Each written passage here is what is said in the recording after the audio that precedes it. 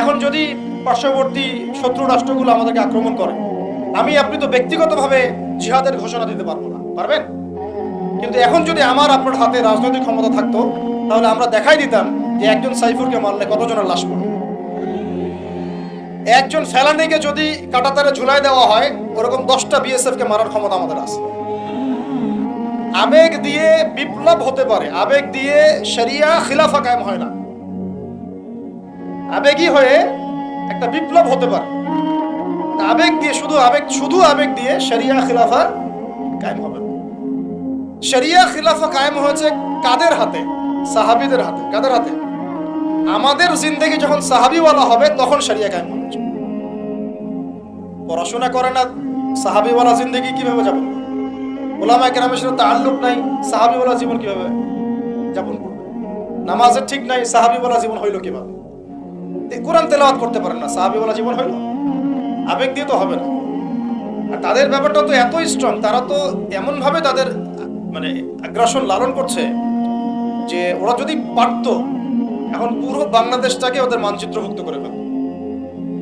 ষড়যন্ত্র কিন্তু এই পর্যন্ত, এটা আমরা বুঝি আর না বুঝি, 50 বছর ধরে একটা দেশকে রাডারবিহীন থাকতে হচ্ছে, স্যাটেলাইট বিহীন থাকতে হচ্ছে, পারমাণবিক কোনো অস্ত্র নাই, নিউক্লিয়ার কোনো মিসাইলস নাই, কোনো জিওপলিটিক্যাল বড় বড় রাষ্ট্রের সাথে অ্যালায়েন্স নাই।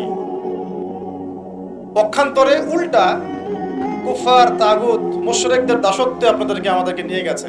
তাহলে 50 বছরের খেয়ানতের লিস্ট করলে এক আসমান থেকে দ্বিতীয় আসমান পর্যন্ত হবে লিস্টে। এত খেয়ানত 50-60 বছর হয়ে গেছে। এখনো যে বিষয়গুলো নিয়ে আমাদের কথা বলতে হচ্ছে, এটাই হচ্ছে সবচেয়ে লজ্জার। এই বিগত স্বাধীনতার 50 বছরে আমাদের এমন একটা জেনারেশন রেডিমেড পাওয়া উচিত ছিল, যাদের ঘরে ঘরে আলেম, ঘরে ঘরে হাফেজ। এখন ঘরে ঘরে খুঁজলেও, বোম মারলেও আলেম বের হয়, ঘরে ঘরে খুঁজে ছান মারলে একটা করে হাফেজ বের হয় না, আলেম বের হয়। ঘরে ঘরে ছান মারলে যে কোনো একটা টিকটকার ঠিকই বের হয়। এই বাস্তবতা আর আমাদের স্বপ্নের মধ্যে আসমান জমিন পার্থক্য আছে। এগুলো হাসির কোনো বিষয় না, এটা হচ্ছে বাস্তবতা।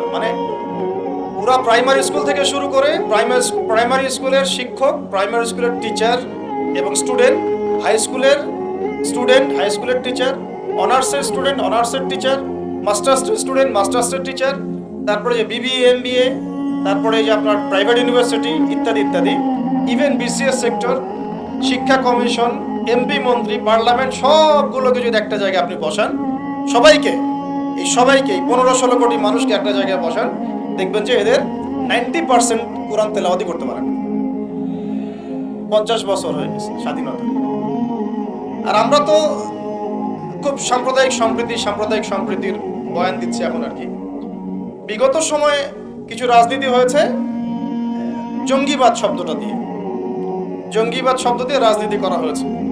থাকুক আর না থাকুক, বায়বীয় ভাবে একটা প্রতিষ্ঠা করার চেষ্টা করা হয়েছে, এটা দিয়ে রাজনীতি করা হয়েছে। সবাই সবার স্বার্থে কথাটাকে ব্যবহার করেছে। আসলে এটা একটা বায়বীয় শব্দ ছিল, কোনো অস্তিত্ব নেই। এখন রাজনীতি করা হচ্ছে নতুন করে সংখ্যালঘু শব্দ দিয়ে। কি দিয়ে? সংখ্যালঘু। তো সংখ্যালঘু শব্দ দিয়ে যে রাজনীতি করা হয়, তো সংখ্যালঘু যারা, তারা সংখ্যাগুরু কমিউনিটির মধ্যে সাইফুর রহমানকে এভাবে দিনে দুপুরে কুপিয়ে হত্যা করে কিভাবে? আমরা তো সংখ্যাগরিষ্ঠ, তো সংখ্যাগরিষ্ঠ মানুষের মধ্যে একজনকে সংখ্যালঘু একজন হত্যা করে কিভাবে? এর আগে ফরিদপুরে হয়েছে, আমরা তখনও সাম্প্রদায়িক সম্প্রীতির বলি আওড়াইলাম। চট্টগ্রামে হইল, এখনো সাম্প্রদায়িক সম্প্রীতির বলি আওড়াচ্ছি, ঠিক আছে? এবং আমাদের সবাইকে বোঝানো হচ্ছে যে সবাই শান্ত থাকেন, কেউ কোনো রকমের টু শব্দ করবেন। আচ্ছা, করলাম না, টু শব্দ করলাম না, শান্ত থাকলাম, ধৈর্য ধরলাম, ঠিক আছে। এরপরও যদি আরো 10 জনকে মারা হয় তখন আপনি আমাকে গ্যারান্টি দেন যে মারা হবে না। আপনারা আমাদেরকে গ্যারান্টি দেন যে মারা হবে না। যদি মারা হয় তখন আপনি বলছেন মারা হবে না ইনশাআল্লাহ, ঠিক আছে। যদি মারা হয় তখন, এখন আমি ধৈর্য ধরলাম, এখন আমি সাম্প্রদায়িক সম্প্রীতির কথা বললাম, এখন আমরা চুপ থাকলাম, কেউ এগ্রেসিভ কোনো ভূমিকায় গেলাম না, এবং যাওয়া উচিত না, ঠিক আছে, খালাস। আর আপনি আমাকে গ্যারান্টি দেন এই ঘটনাগুলো আগামীতে ঘটবে না। প্রশাসন গ্যারান্টি দেন, সরকারে যারা আছেন গ্যারান্টি দেন, দিতে পারবেন? যদি দিতে না পারেন কেন পারবেন না? যদি দিতে না পারেন তাহলে গ্যারান্টি কেন দিতে পারবেন না? তার মানে আপনার প্রশাসন ফেল করেছে এখানে। সেই ভাইকে হত্যা করা হয়েছে, সেই ভাইয়ের হত্যাকারী যদি 20 জন 30 জন হয়, প্রশাসনের পক্ষে এটা কোনো বিষয় না 30 জনকে কারাগারে নিয়ে আসা এবং আচ্ছা মতো রিমান্ডে সিদ্ধ ডিম ঢোকানো, কোনো বিষয় না। রিমান্ডে ওলামায়ে কেরামের পা ভেঙে দিতে পারেন, তাহলে এটা কেন পারছেন না? তাহলে আপনারা আসলে আমাদেরকে কানাকে মক্কা দেখাচ্ছেন, আপনারা কানাকে মক্কা দেখাচ্ছেন, এই তো। এখন যদি গ্যারান্টি না দিতে পারেন তার মানে এই সমস্যাটা থাকতে পারে। গ্যারান্টি না দিতে পারার অর্থই হচ্ছে আপনি নিজেই ভয় পাচ্ছেন, নিজেই আপনি শিওর না যে সমস্যাটা আসবে কিনা। কারণ আপনি জানেন যে আমি সমস্যাটাকে ডিল করতে পারি নাই, আসতেও পারে, এই জন্য আমি গ্যারান্টি দিতে পারছি না। আমাদের উপদেষ্টাদেরকে বলেন গ্যারান্টি দিতে যে এরকম ঘটনা আগামী তার কখনো ঘটবে না। আমরা তো সবাই শান্ত আছি, কেউ তো একটা টাকাও পর্যন্ত দেয়নি, কাউকে দিয়েছেন?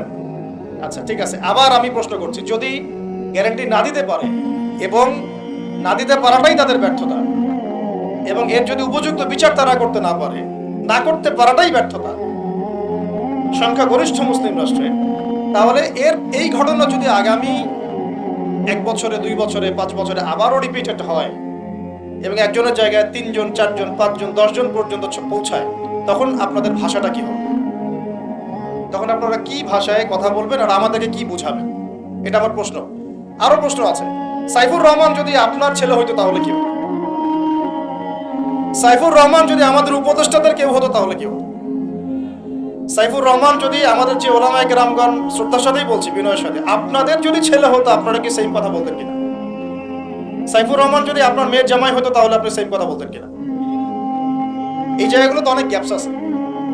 আমাদের এত স্বার্থপর চিন্তা চেতনা যে আমার তো আর নিজের ছেলে মরে নাই, আমার তো আর নিজের ভাইকে মারা হয় নাই, আপনি তো তাকে আপনার ভাই মনে করতে পারছেন না। এখন পর্যন্ত আপনি সাইফুর রহমানকে আপনার ভাই মনে করতে পারেন নাই, সবাই চুপ। আর আমাদের কিছু সুরসুরি মানহাজের কিছু মানুষ আছে, সুরসুরি আর গিরগিটি মানহাজ, মানে তাগুতের নাম এক্স হইলেও তার পক্ষে, ওয়াই হইলেও তার পক্ষে, জেড হইলেও তারই পক্ষে, সবসময় চুপ। একদম সুরসুরি মার্কা ঠান্ডা ঠান্ডা মানহাজ মানুষকে দেওয়া হয় এবং তারা একটু জনপ্রিয়, এই কারণে জনগণও চুপ হয়ে যায়। তাদের একটা স্ট্যাটাস দেখে মানুষ চুপ। আমার তো আকাবির, আমার তো অমুক, আমার স্কলার এই বলছে, আমার শায়েক এই বলছে, বাস আমি চুপ। আপনি তো নিজের চিন্তাটাকে বিক্রি করে দিয়েছেন মানুষের কাছে, নিজের চিন্তাটাকে আপনি বিক্রি করে দিয়েছেন। একজন সেলিব্রিটি স্কলার এসে একটা স্ট্যাটাস দিল যে সবাই শান্ত থাকেন, কেউ কোনো কথা বলবে না। কেন কথা বলবো না? শান্ত থাকেন বলার আগে আপনার বলা উচিত ছিল যে আমার ভাইকে এভাবে মারা হয়েছে, আমি এর তীব্র নিন্দা জানাই এবং এর বিচার আমি দাবি করি। তারপরে আপনি বলতে পারতেন আপনারা শান্ত থাকেন, আমরা বিষয়টা নিয়ে করছি। এই যে ব্রেন ওয়াশ, এই যে আমাদের একটা জজবাকে এভাবে দমন করে দেওয়া হচ্ছে, এর ফলাফল কিন্তু আপনাদেরকে ভোগ করতে হবে। আচ্ছা ঠিক আছে, 10 জন মারা হলো চুপ করে থাকেন, ভালো কথা। আরো 100 জন মারা হলে তখনই কি চুপ করে থাকবেন? যদি একটা জেলার উপর আক্রমণ হয় তখনই কি চুপ করে থাকবে? আপনারা শয়তান থেকে পালাতে চাচ্ছেন, কিন্তু শয়তান তো আপনাকে ছাড়বে না। আপনি কিছু বলেন আর নাই বলেন, আমি বলছি না এখনই বলেন, আমি বলছি আপনি এই হত্যার উপযুক্ত বিচার আমাদের সামনে নিশ্চিত করেন।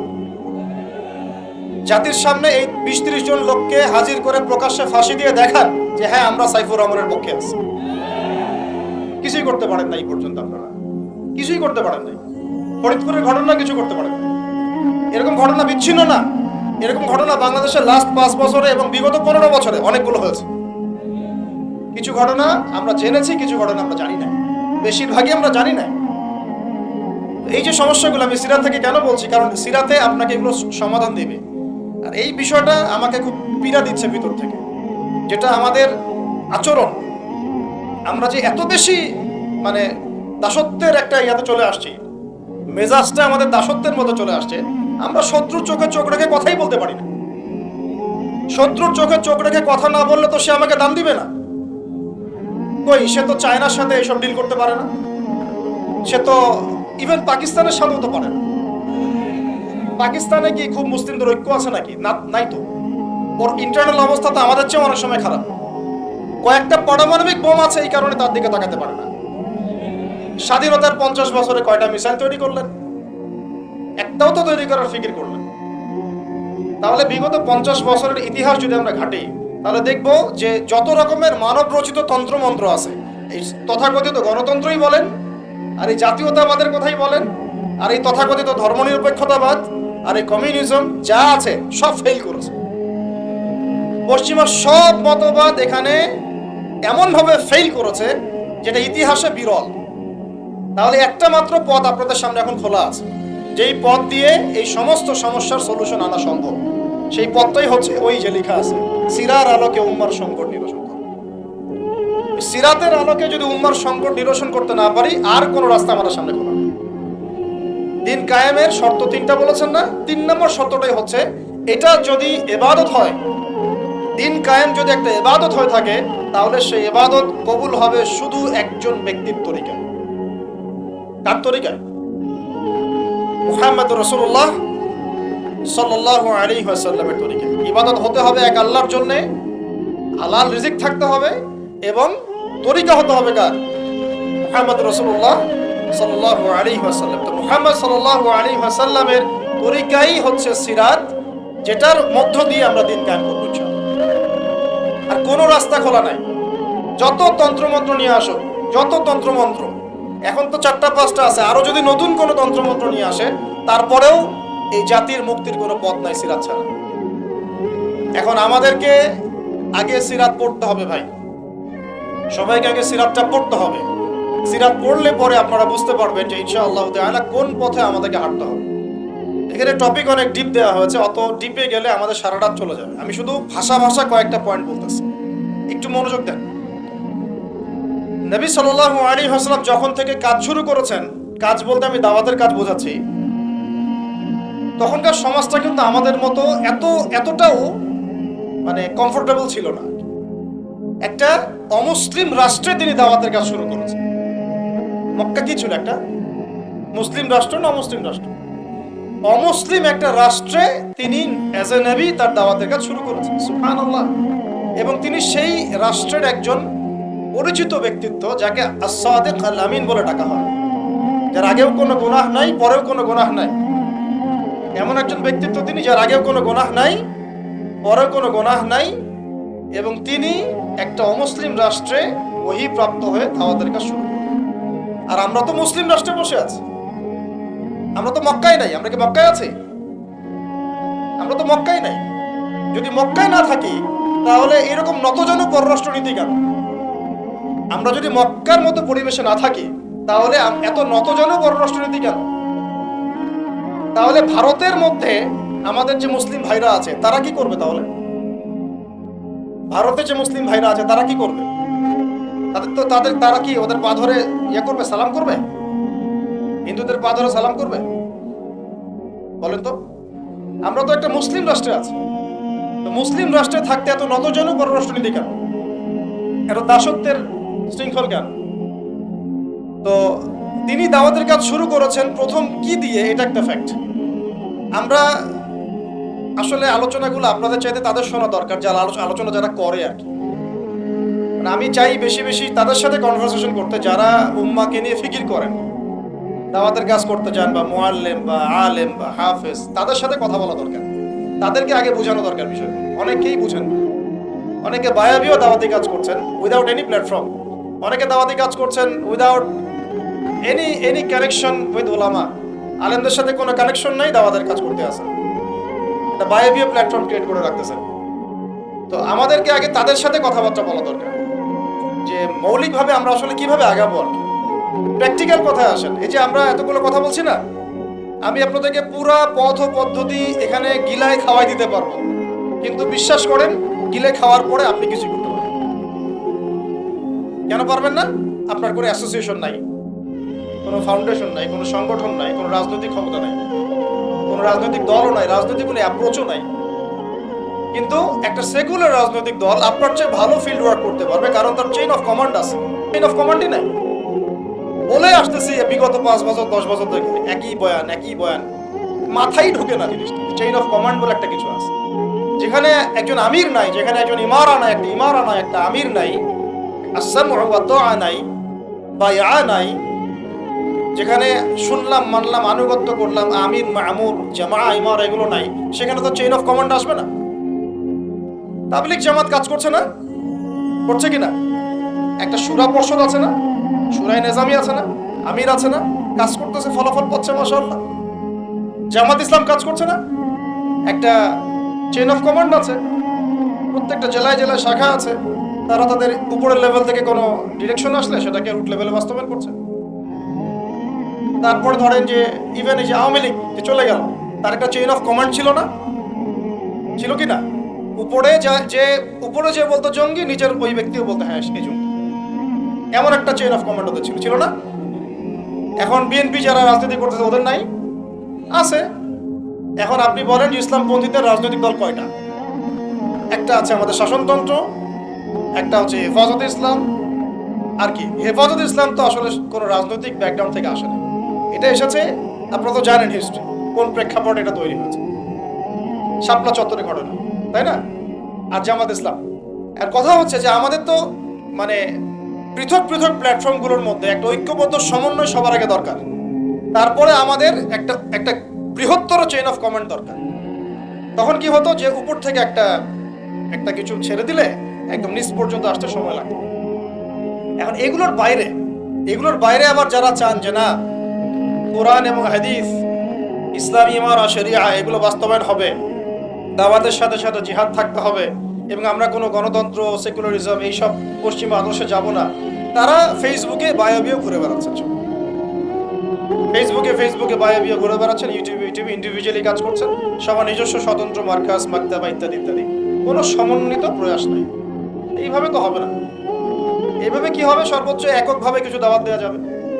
কিন্তু নবী সাল্লাল্লাহু আলাইহি ওয়াসাল্লাম ওহী প্রাপ্ত হওয়ার পরেই দাওয়াতের যে কাজ শুরু করলেন, এটাই চেইন অফ কমান্ড। সুবহানাল্লাহ। একটা জামার মধ্যে তিনি সবাইকে নিয়ে আসছেন। খেয়াল করে দেখেন, প্রথম ওহী আসলো কি সংক্রান্ত? ইকরা বিসমি রাব্বিকাল্লাযী খালাক। এই তো পড়ুন আপনার রবের নামে যিনি আপনাকে সৃষ্টি করেছেন। তো পড়া তিনি কি পড়তে পারতেন? তিনি তো পড়তেও পারতেন না। তিনি তো বলছিলেন যে মা আনা বিকারি, আমি তো পড়তে জানি না, তারপরে তাকেই পড়তে বলা হচ্ছে আপনি পড়ুন। কারণ এই জ্ঞানতাত্ত্বিক রেভলিউশন ব্যতীত সমাজ সংস্কার সম্ভব না। এখন আমরা সমাজ সংস্কার সবাই করতে যাচ্ছি, কম বেশি সবার জায়গা থেকে, পড়াশোনা কেউ করতে চায় না। আল্লাহর কসম করে বলছি, যারা ইভেন দাওয়াতের কাজ করছে এইসব জায়গায় আমরা যারা দাঁড়ায় আছি না, তাদের অনেকেই ওলামায়ে কেরামের সাথে কোনো তাআল্লুকই নেই, কোনো সিলেবাস নাই, কোনো পড়াশোনা নাই, কোনো ক্রাইটেরিয়া নাই, কোনো আরবিক শেখার কোনো ফিকির নাই, কুরআন শেখার কোনো ফিকির নাই, তাফসীর শেখার কোনো ফিকির নাই। আমি দাওয়াতের কাজ করতেছি, সুবহানাল্লাহ, মানুষ আমাকে সেলিব্রিটি মনে করে, দ্যাটস অল। এভাবে হয়? এভাবে কি দাওয়াতের কাজ হয়? অথচ নবী সাল্লাল্লাহু আলাইহি ওয়াসাল্লামকে আল্লাহ পাক পড়তে বলছেন। তাহলে প্রথম দরকার আমাদের জ্ঞানতাত্ত্বিক রেভলিউশন, যেটা বললাম যে বিগত 50 বছরে অলরেডি আমাদের ঘরে ঘরে একজন করে আলেম, একজন করে হাফেজ থাকা উচিত ছিল। এটা বিগত 50 বছরের শিক্ষা সিস্টেমটা এমন ভাবে সাজানো হয়েছিল যেটা একটা ধর্মনিরপেক্ষ শিক্ষা সিস্টেম।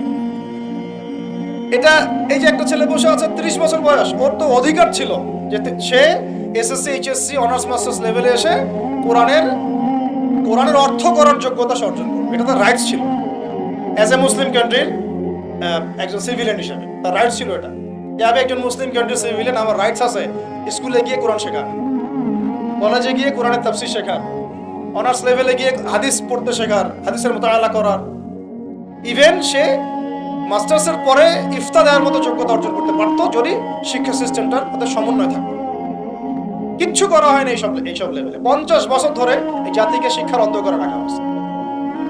কওমি মাদ্রাসাগুলো যদি না থাকতো, এই দেশ থেকে ইসলামকে মিটাই ফেলে দিত। এটা বাস্তবতা। আলিয়া মাদ্রাসার একটা চমৎকার সিলেবাস ছিল, কিন্তু আস্তে আস্তে ওইটাকে এমনভাবে বিকৃত করছিল, এটাকে এমনভাবে দলীয়করণ করেছিল যে ওখান থেকে, আরে ওয়াল্লাহি আমি বলছি, আল্লাহর কসম করে বলছি, আমি নিজেও ভাই বানিয়েছি অনেকে, 3টা সেন্টেন্স দিলে 3টা সেন্টেন্সের পার্থক্য করতে পারছে না। বিশ্বাস করবেন কি? সেন্টেন্স একটি কিতাব, এটি একটি কিতাব, এই কিতাবটি 3টা সেন্টেন্স আরবি করতে দিয়েছি, গত 20 দিন করতে পারে না, কামিল পাস। একটি কিতাব, এই কিতাবটি, আর এটি একটি কিতাব, 3টা সেন্টেন্সের পার্থক্য করতে দিয়েছে। কিচ্ছু না, এটা মাদানী নেসাবের প্রথম বছরের পড়া। তাহলে সিগা ধরছি, গর্দান বলতে পারতেছে, এবারও দিতে দিলে এবারও দিতে পারছে না। এটা পারবে না তো জেনারেল মানুষের। আপনারা তো ইসলামিক লাইনে পড়েছেন, আপনারা পারবেন না কেন? কেন পারবেন না? তাহলে কি পড়াশোনা করবেন? ওখানে তো 10 বছর সময় ঢেলে দিয়েছে। একজনকে জিজ্ঞাসা করলাম যে যে কোনো একটা আয়াত শোনাচ্ছে, ওই যে সূরা হামিম সিজদার একটা আয়াত বললো কি জানি, ওই যে ইন্নাল্লাযীনা ক্বালু রাব্বুনাল্লাহ সুম্মা ইসতাকামু তাতানাজ্জালু আলাইহিল মালায়েকা, এই যে আয়াতটা আছে না, আল্লা তাখাফু ওয়া লা তাহজানু। ঠিক আছে ভাই, এখন অর্থটা বলেন। অর্থ বলতে পারে না। তাতানাজ্জালু গর্দান দেন, মাসদার বলেন, বলতে পারে না। আলিয়া মাদ্রাসা থেকে পড়াশোনা করেছেন, দাখিল আলিম ফাজিল করেছেন, বলতে পারে না। এটা আপনারাও জানেন, ওলামায়ে কেরাম যারা বসে আছেন, যে অবস্থা কি। শুধু কওমি মাদ্রাসাগুলোর এই মেহনতগুলো যদি না থাকতো, তাহলে অরিজিনাল ইসলামকে তারা মিটাই ফেলে দিত বাংলাদেশ থেকে। ঠিকই আছে এখন, কিন্তু আমি ওইদিকে যাচ্ছি না, ওইটা অন্য আলোচনা। এটা আমাদের ভিতরের কথা হচ্ছে, একজন জেনারেল শিক্ষিত ছেলে যে এদেশের মুসলিম নাগরিক, তার রাইটস আছে প্রাইমারি স্কুলে সে কোরআন তেলাওয়াত করা শিখতে পারে নাই। কেন পারে নাই? পিতা মাতাও তো মাশাআল্লাহ সুবহানাল্লাহ সেই কোয়ালিটি। ছেলে 10 বছরে কিছু শিখুক না শিখুক, বাংলা ইংরেজি অঙ্ক তাকে শিখতে হবে। কোরআন হাদিস এগুলো তো কোনো বিষয় না। এগুলো কোনো বিষয় হলো? আপনাদের কাছে আল্লাহর কসম এগুলো দামি নাই। ওই একদিন দুই দিন ওয়াজ মাহফিলে আয়েশা আবেগ দেখান। কোরআন হাদিসের প্রতি যদি মহব্বত থাকতো, ছেলেকে তো আলেম বানাইতেন আপনি। ছেলেকে তো আপনি একজন হাফেজ বানাইতেন কমপক্ষে। আপনি তো ছেলেকে এমন ভাবে গড়ে তুলেছেন, আপনার জানাজাই পড়তে পারবে না।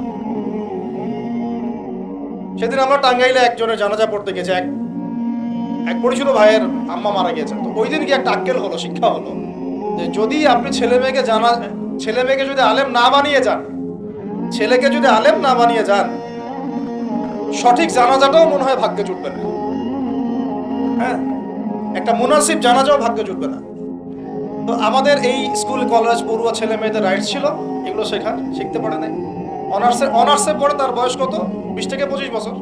25 বছরে সে 25টা সূরা জানে না, 25টা সূরার নামই জানে না, 25টা সূরার নাম বলতে পারে। কোরআন বিধান কায়েম করতে আসছেন আপনি, সুবহানাল্লাহ, 25টা হাদিস বলতে পারেন না, 25 জন নবীর নামও বলতে পারেন না। ইভেন আমাদের নবী সাল্লাল্লাহু আলাইহি ওয়াসাল্লামের সিরাতের জীবনীটা, পাতলা কিতাবটাও সে কখনো জীবনে পড়ে নাই। এই অবস্থা মাস্টার্সে, বিসিএস সব জায়গায় একই চলছে। বিসিএস এর যে ভাইবা হয়, সেখানে কি ইসলাম ধরা হয়? বিসিএস এর ভাইবা যখন হয়, তখন তাকে কোরআন তেলাওয়াত জিজ্ঞাসা করা হয়। তাহলে আপনি কোরআন তেলাওয়াত করতে পারেন না, রাষ্ট্র চালাবেন কিভাবে? কোরআনের সাথে কোনো তাল্লুক নাই। তার মানে আপনাদের কনসেপ্ট হচ্ছে রাষ্ট্র আলাদা, কোরআন আলাদা। মানে রাষ্ট্র চালাতে কোরআন লাগে না, আপনার কনসেপ্ট এটাই। হ্যাঁ, না হলে তো কোরআনটা আপনি আনতেন সিলেবাসে, তাফসীর আনতেন, হাদিস আনতেন, সিরাত আনতেন। আপনার কনসেপ্ট হচ্ছে রাষ্ট্র আলাদা, কোরআন আলাদা, হাদিস আলাদা, এগুলো পড়াশোনা আলাদা, ব্যাংকিং সিস্টেম, ইকোনমিক্স আলাদা, ইসলাম আলাদা, তাই না? রাজনীতি আলাদা, ইসলাম আলাদা, তারপরে সংস্কৃতি আলাদা, ইসলাম আলাদা, শিক্ষানীতি আলাদা, ইসলাম আলাদা। এই কনসেপ্ট হচ্ছে এদেশের 90% মানুষের কনসেপ্ট। এরা সবাই শিরকের মধ্যে আছে, আল্লাহর কসম করে বলতেছে, সবাই শিরকের মধ্যে আছে। এরা সবাই ধর্মনিরপেক্ষ সেকুলার। বাদ দিয়ে আমরা যারা দাড়ি টুপিওয়ালা কিছু মানুষ আছি, আমরা একটু মৌলবাদী চিন্তা করি আর কি। আমরা চিন্তা করি যে ইসলাম ব্যক্তিগত জীবনেও থাকবে, সংস্কৃতির মধ্যেও থাকবে, শিক্ষানীতিতেও থাকতে হবে, অর্থনীতিতেও থাকতে হবে, ইভেন রাজনীতির মধ্যেও থাকতে হবে। এই কনসেপ্টটা না আসলে এখনো মুসলমান হনই নাই। এই কনসেপ্টটা না আসা মানে এখন পর্যন্ত কালিমা লা ইলাহা ইল্লাল্লাহ এটা বুঝেনই নাই আপনি, মুখে পড়েছেন, দ্যাটস অল। এই কারণেই তো লা ইলাহা ইল্লাল্লাহ পড়ার পরেও মোদির পা চাটান বসে বসে। এই কারণ ওই লা ইলাহা ইল্লাল্লাহ তো আপনাকে ওটা শিখাই নাই যে আপনি এক আল্লাহর সার্বভৌমত্বের স্বীকৃতি দেন নাই। এই হলো সমস্যাগুলো। তো সমস্যার গোড়ায় অনেক কথা আছে। এখন নবী সাল্লাল্লাহু আলাইহি ওয়াসাল্লাম কিন্তু দাওয়াতের কাজটা, এই যে সিরাতের আলোকে যেটা বলছেন, সমাজ সংস্কার এবং দিন প্রতিষ্ঠা এবং সমকালীন সব সংকট দূর করা, এটা শুরু করতে হবে জ্ঞানতাত্ত্বিক রেভলিউশন থেকে। পড়াশোনা করা শুরু করে দেন, আদারওয়াইজ আপনাদের সামনে ধ্বংস ছাড়া কিচ্ছু বাকি। কি পড়াশোনা করবেন? অবশ্যই ইসলামিক কারিকুলাম থাকতে হবে। এরপরে আপনি জেনারেল লাইনের পড়াশোনা করেন, কোনো সমস্যা নেই। আর এই পড়াশোনা একা একা করা যাবে না, উস্তাদের সহবত লাগবে, উলামায়ে কেরামের সহবত লাগবে। আমি তো এটা বলি যে আপনি কারো লেকচার শোনার আগে আপনি আগে চেক করবেন যে তার ওস্তাদ কে, কোথায় সেদিন শেখে, তার কাছ থেকে সেদিন শেখে, কোত্থেকে সেই ইলমগুলো অর্জন করছে, তার লোক কোথায়। আবেগে ভাসলে হবে না এখন বিষয়টা। তো পড়াশোনার এখন যে আরো 20 বছর পড়াশোনা না করে আমি কোনো কাজ করতেই পারবো না এমনটাও না, কিন্তু পড়াশোনা আগে শুরু করুন। এখন আপনার কাজ পড়াশোনা শুরু করুন। ইকরা বিসমি রাব্বিকাল্লাযী খালাকের হক আদায় করা এবং ওস্তাদের সোহবতে থাকা। যেমন জেনারেল লাইনে পড়েছেন 20 বছর একা একা কি পড়েছেন না, প্রতিষ্ঠানে গিয়েছেন, ডেইলি ক্লাস করেছেন, টিচারের সোহবতে ছিলেন, বেতন দিয়েছেন, মেসে থেকেছেন, তারপরে আরো কি করেছেন, বাবার জমি বিক্রি করে দিয়েছেন, বাবা মায়ের জমি বিক্রি করে সেম অন্তত পক্ষে এতটুকু যতটুকু আপনি জেনারেল লাইনের জন্য করেছেন, জেনারেল লাইনে যদি যতটুকু করেছেন ত্যাগ, শ্রম, মেধা খরচ, কষ্ট স্বীকার করা, এর যদি অর্ধেকও যদি দিন শিক্ষার জন্য করতে না পারেন আপনি নিজেও মুনাফিক। আমরা নিজেরাও মুনাফিক। তো বেশক আমাদের মধ্যে নেফাকি আছে। সুবহানাল্লাহ, আপনি একটা ডিগ্রির জন্য একেবারে 20 বছর ঢালতে পারেন, 20 কোটি টাকা ঢালতে পারেন, বাপের জমি বিক্রি করতে পারেন, মেসে থাকতে পারেন, ঢাকা বিশ্ববিদ্যালয়ের সেই লাইফ লিড করতে পারেন, এক বিছানায় 2 জন থাকি, ফ্লোরের মধ্যে ফ্লোরিং করে থাকা, হাজার হাজার লাখ লাখ টাকা খরচ করা, কষ্ট করে সকালে ওঠা, রাত জাগা, পড়া, পরীক্ষা দেওয়া, অ্যাসাইনমেন্ট, কত কি। আমি তো জানি এগুলো, আপনারা তো অনেকে না জানেন, আমি তো জানি, আমরা তো ইউনিভার্সিটিতে পড়ছি। এই পরিশ্রমগুলো আপনি করছেন অনলি ফর একটা সার্টিফিকেট আর একটা চাকরির জন্য, আর এর 10% কেন 5% আপনি করতে চান না দিনী শিক্ষার জন্য। তো আমি মুনাফিক না হলে এই পৃথিবীতে আর মুনাফিক কে আছে? এই মুনাফিকদেরকে দিয়ে আপনি দিন কায়েম করবেন নাকি?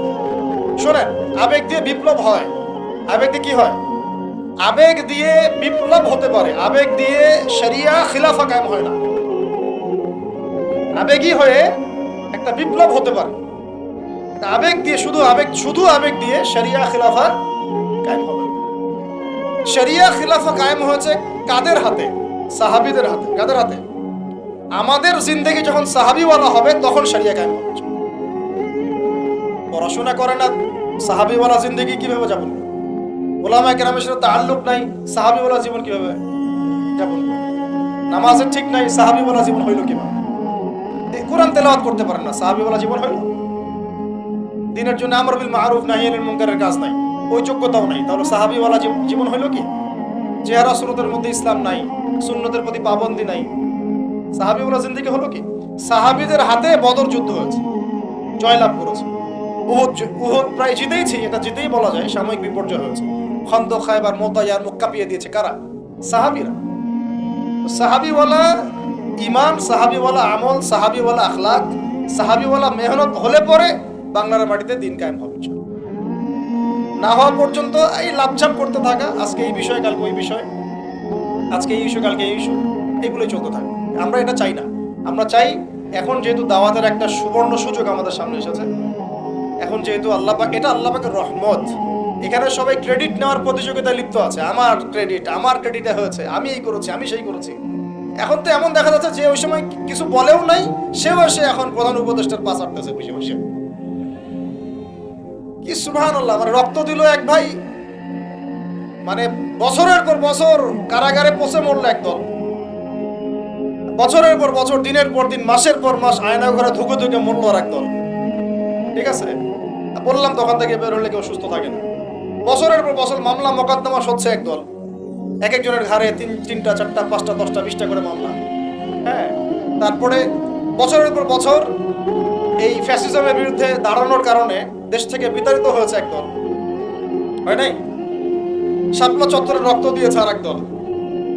তারপরে এই ছাত্র ভাইদের হাজার হাজার পঙ্গু হয়ে পড়ে আছে বিভিন্ন জায়গায় আর একদল, আর শত শত মানুষ রাস্তায় প্রাণ দিল আর একদল, আর উড়ে এসে জুড়ে ক্ষমতায় বসলো আর একদল।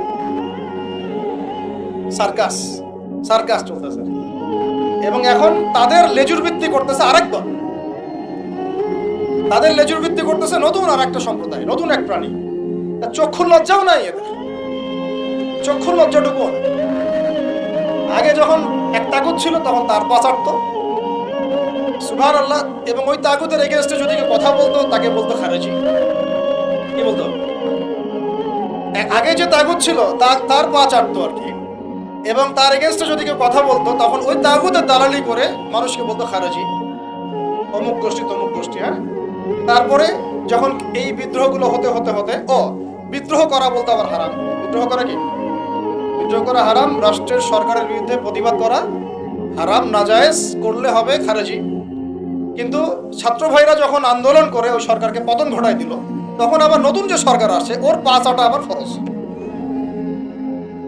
কি বুঝলেন? কি বুঝলেন? এই চলতেছে।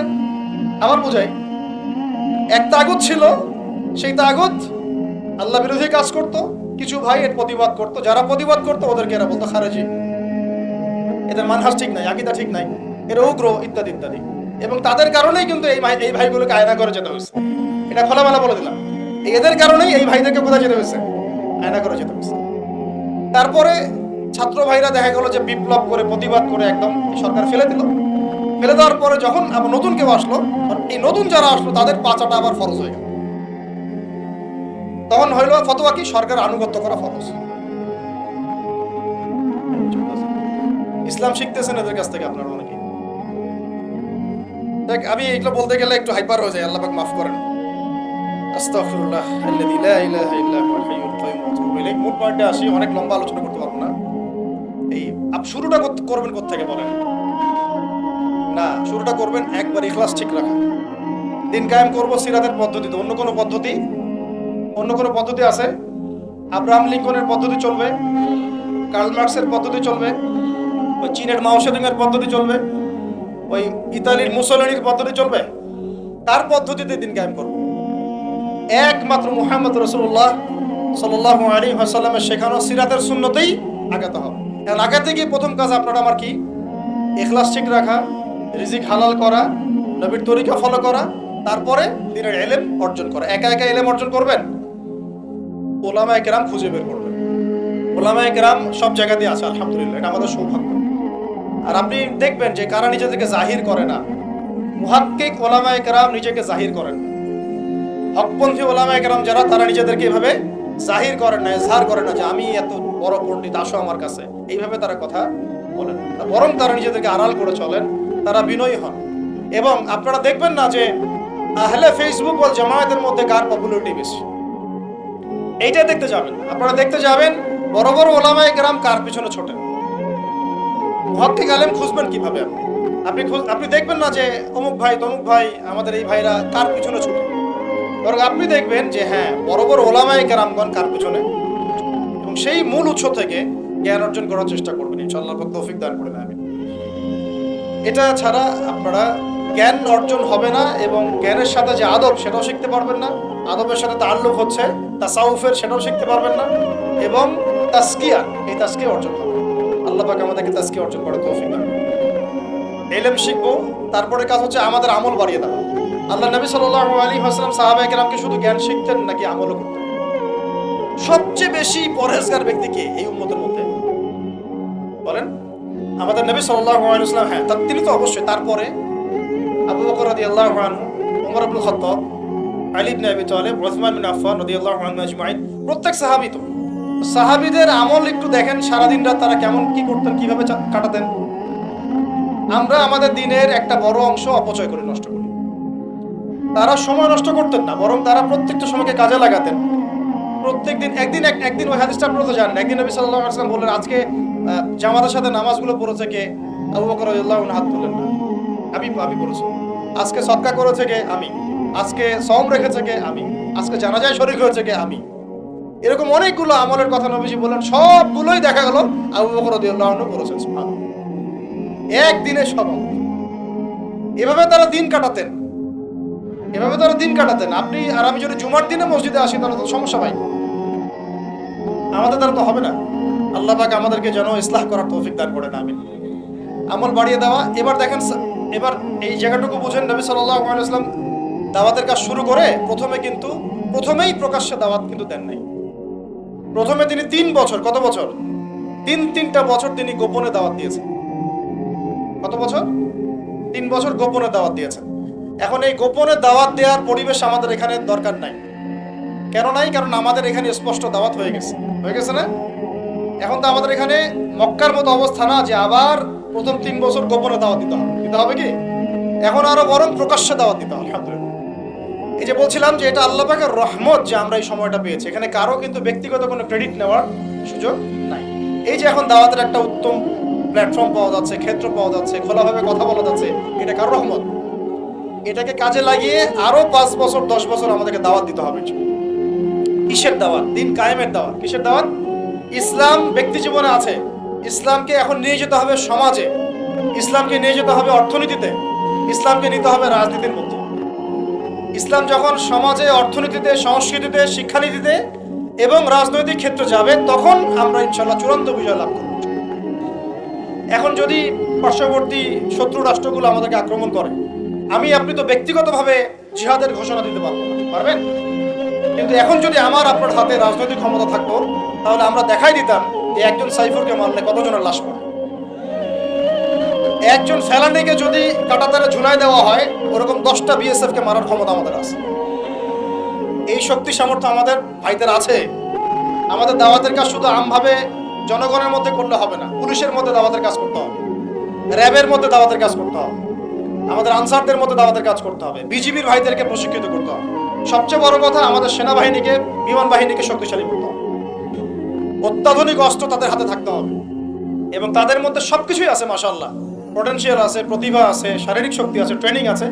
ইমানটাকে মজবুত করতে হবে তাদেরকে ইমানের দাস দেওয়া লাগবে।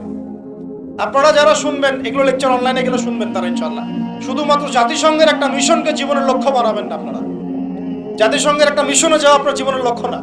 আপনাকে যদি আল্লাহ পাক প্রশাসনিক দায়িত্ব দিয়ে থাকেন, আল্লাহর জন্য শহীদ হওয়াটা আপনার জীবনের সবচেয়ে বড় সৌভাগ্য। এইদিকে আমরা তো তাদেরকে এখন হাঁটাতে পারছি না, কারণ ওই ক্ষমতা আপনার আমার হাতে। ইসলামকে ওই রাজনৈতিক জায়গায় নিতে হলে সিরাতের সুন্নতে আগাতে হবে। আল্লাহ পাক তৌফিক দান করুন।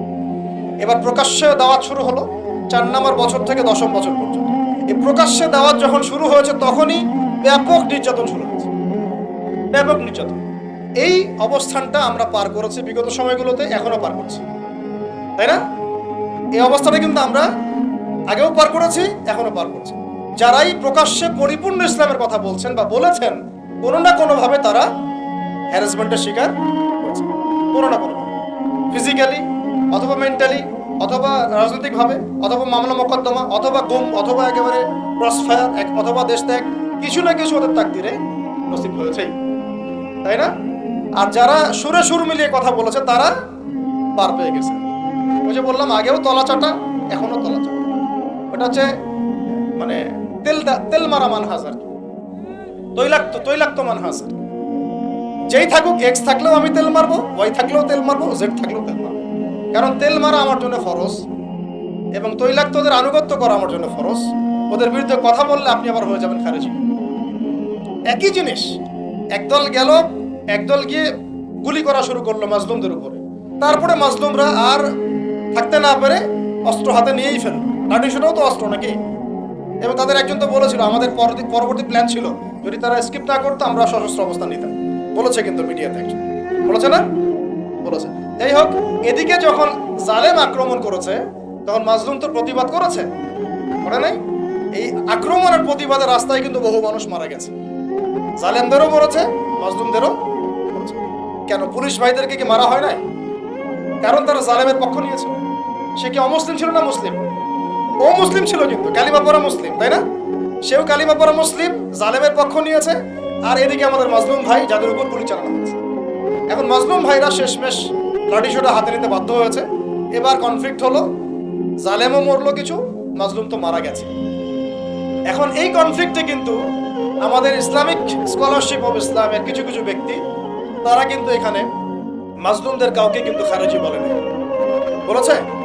মাজলুমদের কাউকে কিন্তু তারা সন্ত্রাসী, জঙ্গি সব শব্দ ইউজ করে নাই। কিন্তু এটা যদি দাড়ি টুপি বলা কোনো মানুষ করতো, তাহলে খবর ছিল।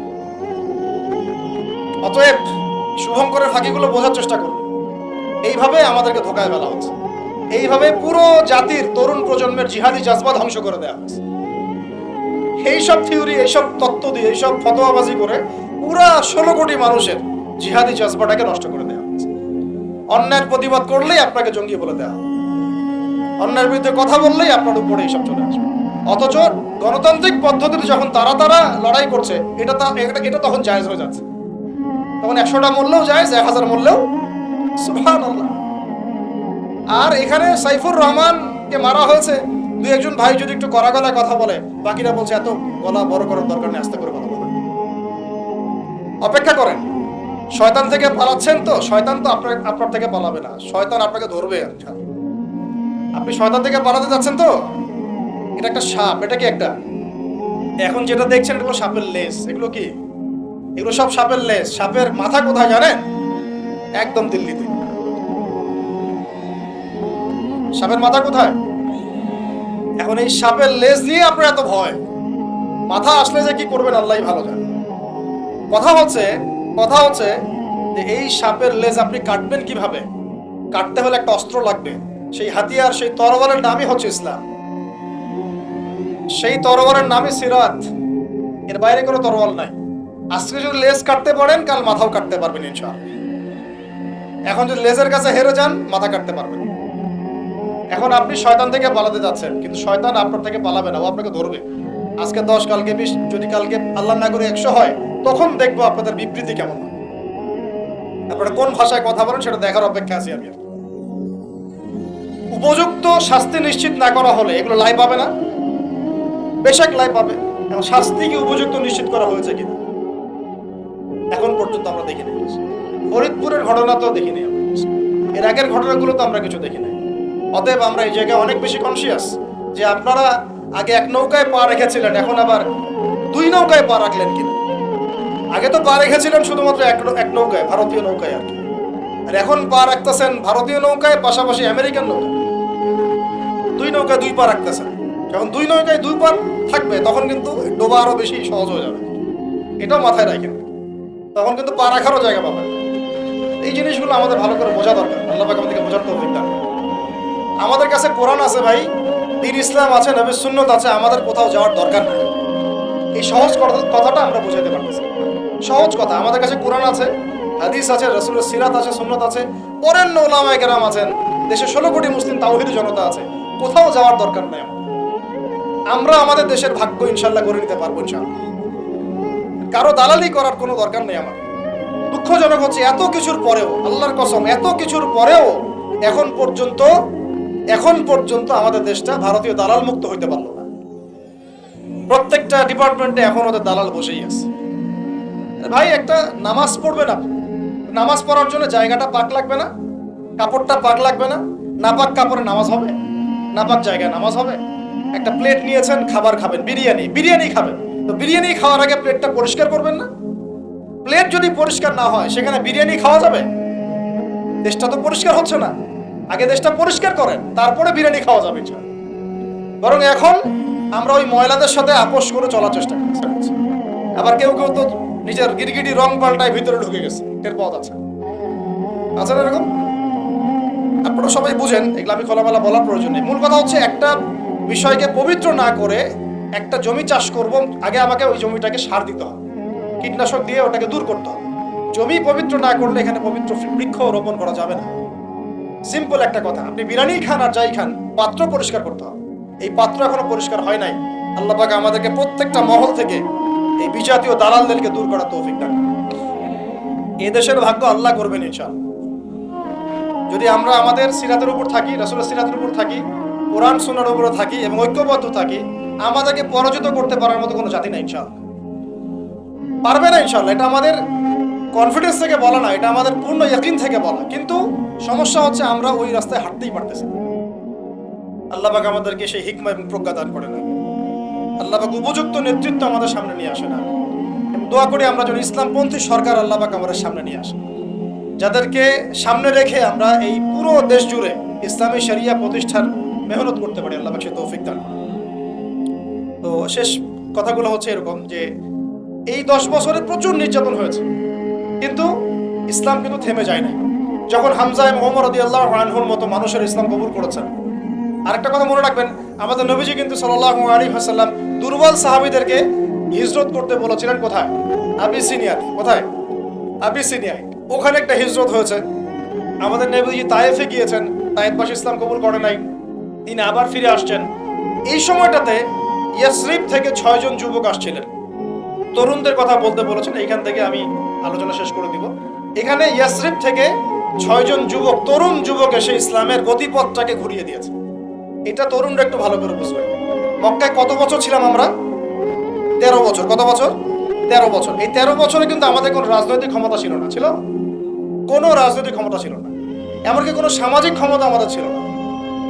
আমরা দাওয়াতের কাজ করছিলাম, তাবলীগের মেহনত করছিলাম, এবং তাজকিয়া অর্জন হচ্ছিল, কোরআন শেখানো হচ্ছিল, দারুল আরকামে দিনের মুযাকারা প্র্যাকটিস হচ্ছে। আমাদের কিন্তু কোনো রাজনৈতিক ভিত্তি মক্কায় নাই। এই কারণে মক্কাতে কিন্তু সশস্ত্র জিহাদেরও আয়াত নাজিল হয় না। হয়েছে? হয় না।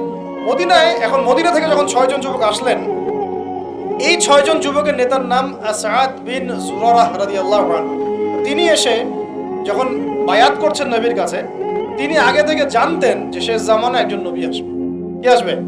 ঠিক আমরা এখন যেমন জানি যে শেষ জামানায় একজন নবী আসবেন, তার নাম হচ্ছে ঈসা আলাইহিস সালাম, যার হাতে বাইতুল মুকাদ্দাস বিজয় হবে এবং এই জায়গায় তিনি ইসলামী খেলাফত কায়েম করবেন, যিনি মাসিহুদ দাজ্জালকে হত্যা করবেন।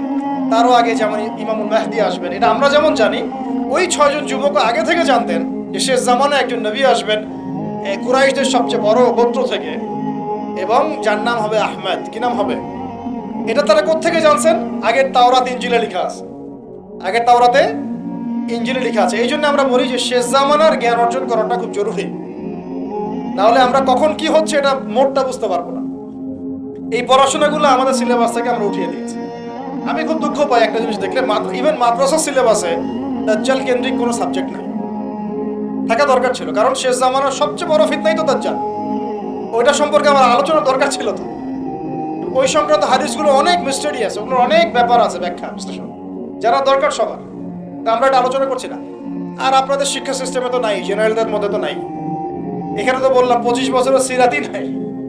যাই হোক, আল্লাহ পাক যেন এমন শিক্ষানীতি আমাদেরকে প্রণয়ন করার তৌফিক দান করেন, যার মধ্য দিয়ে একজন ব্যক্তি উভয় শিক্ষা শিক্ষিত হবে। চল।